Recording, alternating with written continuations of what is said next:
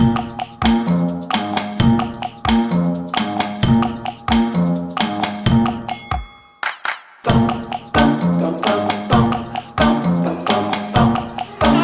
Speaker of ગુજરાતનો award અર્પણ થઈ રહ્યો છે યુકે વાઘાણી મહિલા કોલેજ.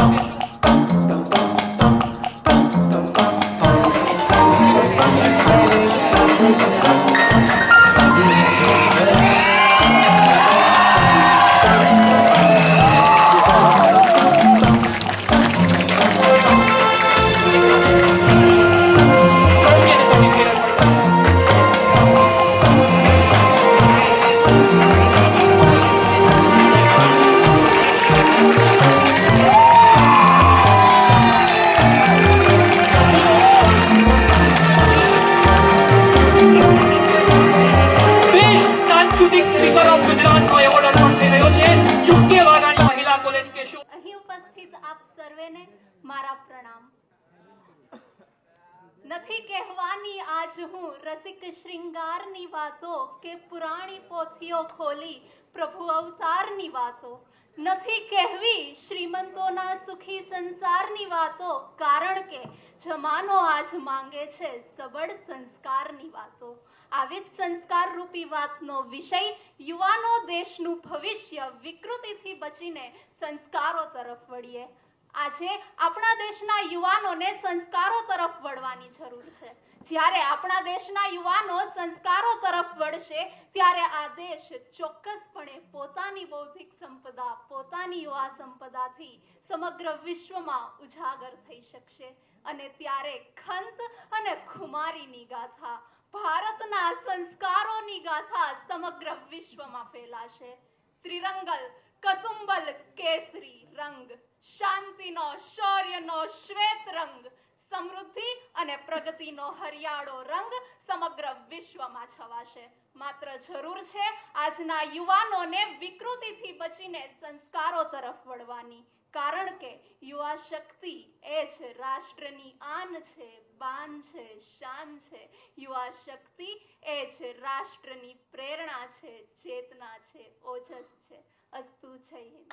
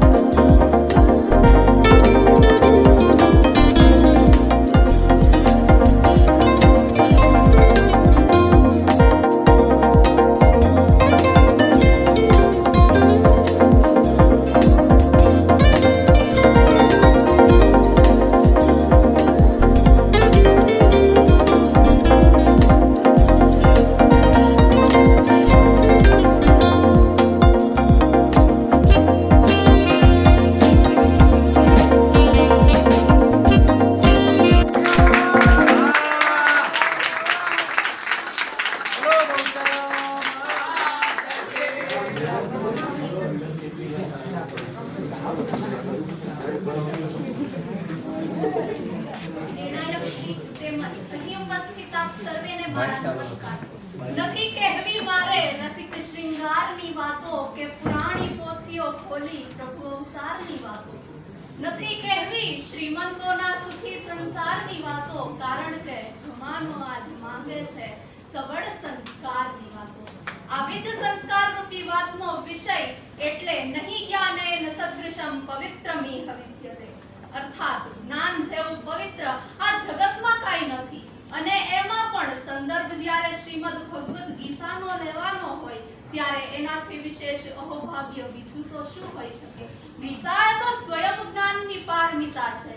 શ્રી કૃષ્ણના મુખ કમળમાંથી નીસરેલી, શ્રી વ્યાસજી દ્વારા રચાયેલી અને શ્રી ગણેશના હસ્તે લખાયેલી ગીતા કે જેમાં 36 વખત જ્ઞાન શબ્દનો ઉલ્લેખ આવતો હોય તે માત્ર આપણા ધર્મગ્રંથ નહીં પરંતુ વિશ્વ ગ્રંથ તરીકે પ્રસ્થાપિત થવા યોગ્ય છે.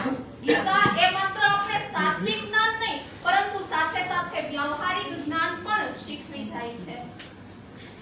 ભગવદ ગીતામાં શ્રી કૃષ્ણ અને અર્જુન વચ્ચેનો સંવાદ થયેલો છે તે ગીતામાં ઉપદેશ તરીકે આપવામાં આવેલો છે.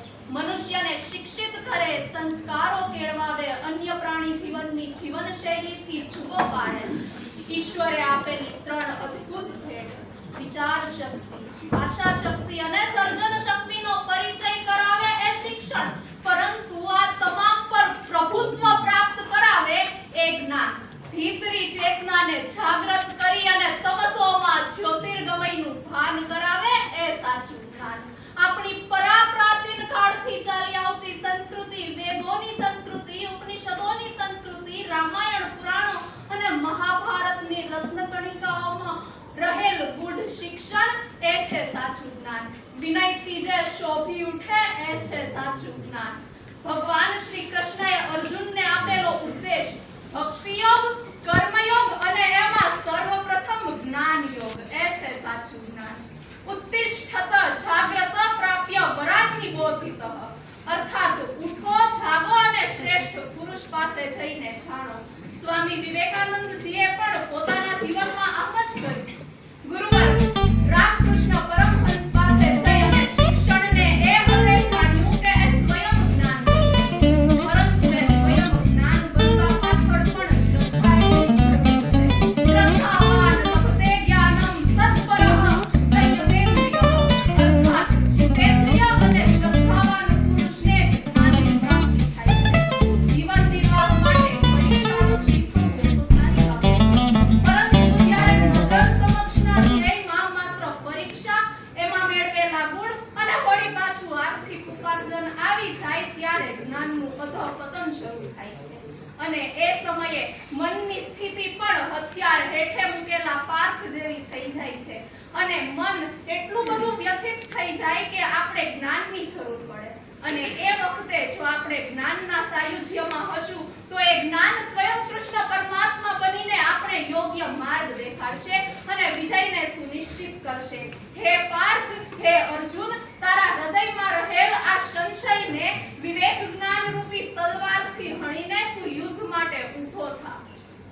જ્ઞાનની ત્રિજ્યા વિશાળ છે, એનો વ્યાપ અનંત છે. તેનો પરિઘ દેખાતો નથી પરંતુ છતાં પણ તેમાં સનાતન અને નિરપેક્ષ સુખ રહેલું છે. જ્ઞાન એ આપણે સહસ્ત્રદળ કમલની પ્રાપ્તિ છે. અને એ પણ કેવું સહસ્ત્રદળ કમલ? 1,00,000માં 1 સહસ્ત્રદળ કમલ. અને શ્રીમદ ભગવદ ગીતાએ આ સહસ્ત્ર કમલ દળનો માર્ગ આપણા દરેક માટે ખુલ્લો કરી દીધો છે. કારણ કે એક પણ જ્ઞાન એવું નથી કે જે ગીતા વાંચ્યા પછી આપણને જાણવાનું બાકી રહી જતું હોય. અને એટલા માટે સ્વયં શ્રી કૃષ્ણ પરમાત્મા કહે છે કે ગીતા મે હૃદયમ પાર્થ. હે પાર્થ, હે અર્જુન, ગીતા એ મારું હૃદય છે. ગીતા મે જ્ઞાન ઉત્તમમ. ગીતા એ મારું ઉત્તમ સર્વશ્રેષ્ઠ જ્ઞાન છે. તમેવ ભાંતમ અનુભાતિ સર્વમ તસ્ય સર્વમ વિભાતિ. હે ઉજ્જવળ જ્યોતિ, જેનો પ્રકાશ છીની આ સમગ્ર વિશ્વ ઝગમગે છે, તે આપણા સર્વેના જીવનમાં પ્રકાશ અર્પતી રહે એવી અભ્યર્થના અસ્તુ. જય